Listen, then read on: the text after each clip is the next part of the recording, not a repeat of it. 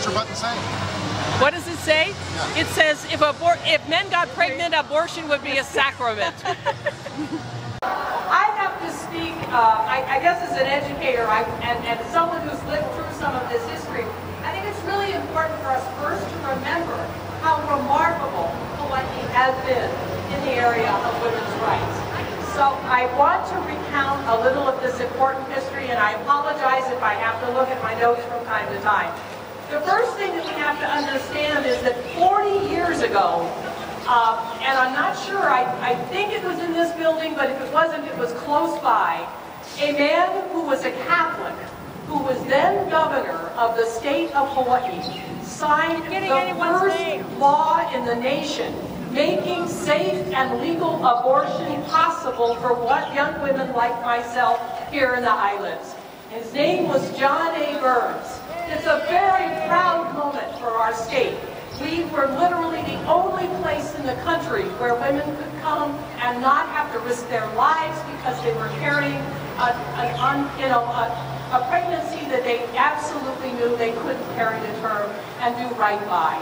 And I think we need to start talking again about abortion. Let's stop talking about choice and remember that what we really are talking about is our bodies and ourselves, our history and our future. And this is a very important battle that we can't give ground on. The second great, here we go, because I flipped through this history, I know it's important. A couple of years later, Hawaii would become the very first state in the nation, the very first, to ratify the Equal Rights Amendment, guaranteeing gender equality for all of us in the state of Hawaii. That was another proud moment. When the law was passed by the Senate in 1972, Hawaii stayed in the House and in the Senate so that they could ratify it that very day. So that day was March. March was a good month. John A. Burns signed the abortion rights bill in March in 1970. In 72, it was followed by the Equal Rights Amendment. Then, many of you know that the Equal Rights Amendment, the struggle stalled.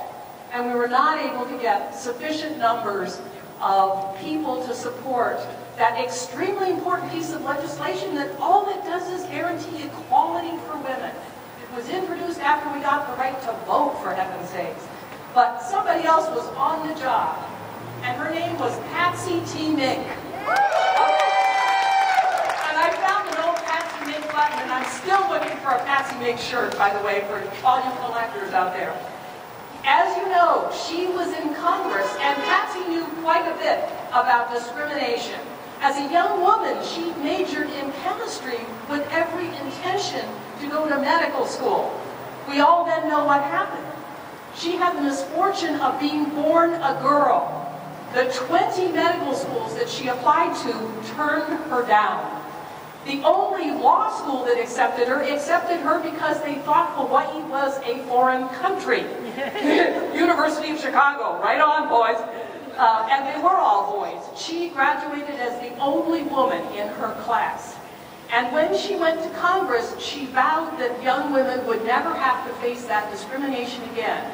And it is because of Patsy Takemoto Mink that we have whatever gender equality we have in this country because of Title IX. And everybody celebrates, and rightly so, the tremendous, sorry kids, gotta look at my notes, the tremendous progress that Title IX has given young women in America. When Title IX was passed in high school, 1 girl in 30 was in sports. Now it's 1 in every 2. That's an extraordinary victory for young women. And it's keeping us healthy. But the more important thing I want to tell you is when I came to graduate school in 1969, I didn't have the aspirations Patsy did. I didn't bother applying to law school and medical school.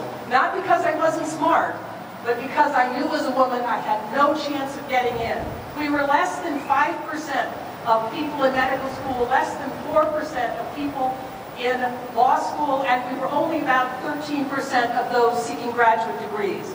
Let me read the statistics now with Title IX. 47% of admissions to medical school are women. 48% of admissions to law school are women. She changed the world, and she came from here. So let's not forget, it's an extraordinary victory for for women and for our country. Well, there have been some forces of darkness gathering since. I don't have time to do all of the terrible litany of horrors that have been visited upon us, but I hope you understand that in the last year, over 400 Republican bills have been introduced to restrict women's reproductive rights. It's a terrible onslaught.